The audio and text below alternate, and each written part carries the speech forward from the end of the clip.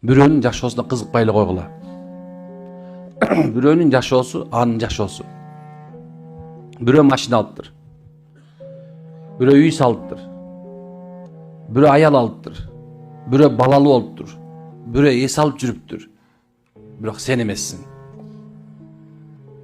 Ал сен көрүп атасың просто. Ал сен эмессиң. Ошонун себебинен бирөөнүн жашоосуна көз артып коюп туруу менен субхана өзүңдү бактысыз кыласың. Адам ушундай махлук, субханалла. Биз мындай айтканда бирине бирин эме кылабыз. Мындай айтканда аркасынан мындай каалоо менен жашайбыз.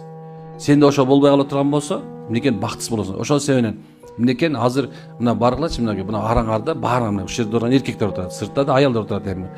Бирөө айтайын дегенде мынакей, баарыңар комфортко барасыңар. Эмеге? Старый Толчокко барасыңар. Жунхай базарына